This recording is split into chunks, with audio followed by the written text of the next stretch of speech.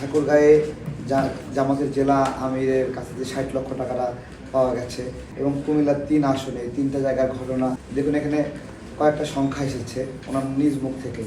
একটা হলো প্রথমে 60 লাখ বলেছে, পরে 50 লাখের উপরে বলছে, আবার 50 লাখ বলছে। সুতরাং যে কটা তথ্যই বাইরে আসছে তার সবগুলো তার দেওয়া। 1 নম্বর বিষয় হলো যে সে কেন নির্দিষ্ট করে জানে না কত টাকা এখানে আছে, তাই না?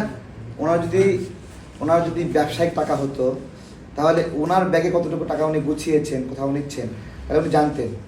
যেহেতু এটা থার্ড পার্টি কোনটা এঙ্গেজমেন্টের মাধ্যমে আসছে, তাই এটা উনি গুণে দেখারও সময় হয়নি অথবা নির্দিষ্ট করে জানেন না। তো এটা হলো প্রথম প্রশ্ন, যে উনি কেন 3 ধরনের তথ্য দিলেন। দ্বিতীয় তথ্য হলো, আপনারা মনে হয় জানেন বাংলাদেশে সবগুলো গার্মেন্টসে এখন বন্ধ, তাই না?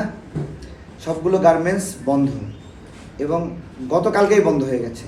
আজকে তো টোটাল ব্ল্যাঙ্ক আউট, কোথাও গার্মেন্টস খোলা নেই। এবং এই গার্মেন্টসগুলো বন্ধ, এটা পরবর্তীতে কোনো একটা বন্ধের দিনে গার্মেন্টসগুলো এটা পুষিয়ে নেবে, তাই না?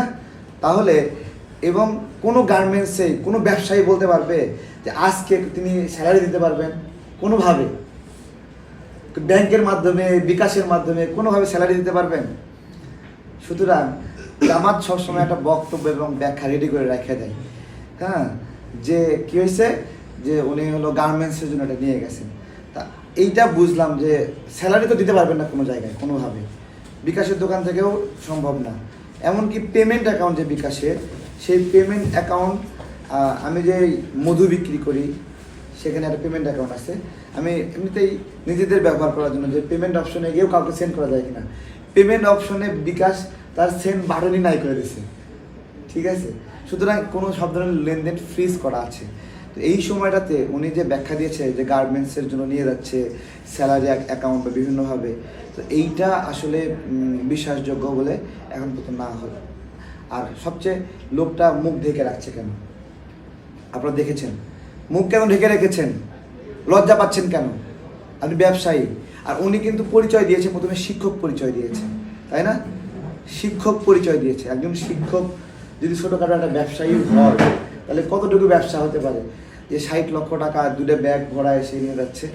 তো এই বিষয়গুলোতে যে ব্যাখ্যাগুলো দিচ্ছে, আমার একটা জিনিস মনে হচ্ছে যে উনি যেই টেরিটরিতে আছেন, যে নির্বাচনী এলাকায় আছেন, ওই এলাকার জামাতের প্রার্থীটা বাতিল করা উচিত।